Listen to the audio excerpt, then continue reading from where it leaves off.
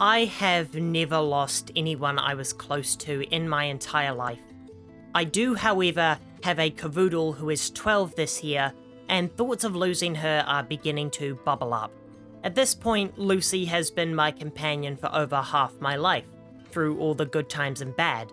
So I thought I'd take a look at two of the most prominent examples of your companion dying in video games, Red Dead Redemption 2 and Ghost of Tsushima.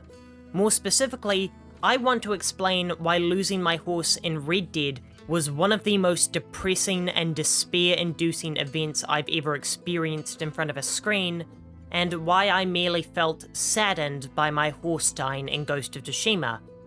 Now, I know what you may be thinking. The answer is obvious. Red Dead is 3 times the length of Ghost of Tsushima. You had more time to get attached to your horse, so losing him feels harder. I don't want to spoil another game where your horse dies, but I will say that when that bridge collapsed out from under my horse in an 8-hour 2005 video game, I nearly ripped out some of my hair. But technically, you are right, hypothetical viewer.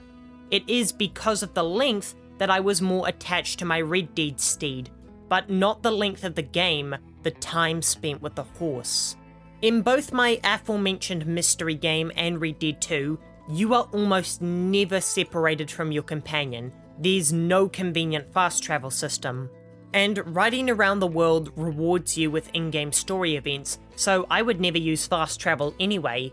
The horse is such a core part of traversal in Red Dead 2 that it's essentially your only option. Add in bonding mechanics, the fact that you can go camping together, and all the little non-scripted moments you get with your horse, and it's understandable why you'd love it more than most significant others. Let's compare this to Ghost of Tsushima, which has ample fast travel mechanics, near instantaneous loading, no friendship mechanic whatsoever, and the fact that you can't really have any funny moments with your horse, and the winner is obvious. But there's more to it than that. In Red Dead, your horse can die from any stupid mistake. One unlucky shot or accident, and you can lose your best friend in the whole game, just as the Wild West used to be. You have to be careful with your horse. You can't push it too hard or let it drop off any sort of ledge. You need to keep it safe, clean, and fed. Red Dead treats your horse like it's a living, breathing creature. So when the game robs you of that control of keeping it safe, and rips your companion away from you, and there's nothing you can do, it feels surreal.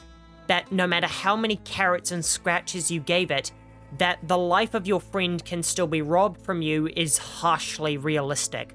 Again, let's compare this to Ghost of Tsushima. Your horse is immortal, can leap off any mountain and get right back up, and requires no effort from you to be put into its happiness. Hell, you can even charge it head first at guys wielding swords and spears. I'm shocked that this horse even still responds to us. But the most damning thing is that there's no stamina meter.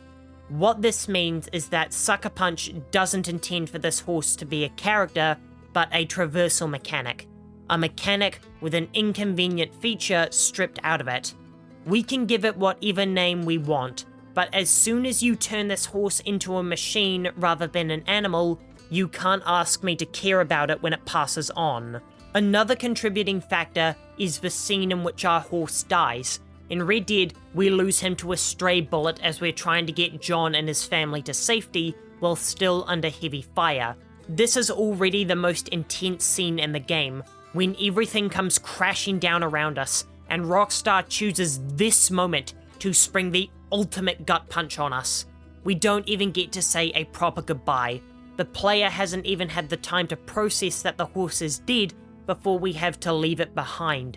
It's such a tragic scene that rips your heart out. We get one head pat while John screams at us to run as bullets rain down upon us, but none of that matters when our horse is dying in our arms and we know we have to leave it. Again, let's compare this to Ghost of Tsushima, where our horse passes on in a quiet field and Jin is given the proper time to mourn and even digs a grave for it. This is indeed sad, but it doesn't cut my stomach open, reach up, and tear my heart out. We get to have a proper goodbye, but it's oddly less impactful than in Red Dead. Though I feel I've been too negative on Ghost of Tsushima, and I do want to praise one thing about the game. only letting us have one horse. We know this horse's entire journey from the second we pick it up in the stables until it passes on all the way up north. Red Dead could theoretically let you buy a new horse right before the final mission, and the player might feel anger at wasting their money more than despair over losing their mount. But for me, in Red Dead Redemption 2, there's only one horse I'll ever ride, and it's the one you get in the stables at the Adler Ranch. I'll never use another horse for the main campaign. So for me at least, this is another arena where Red Dead beats out Ghost of Tsushima.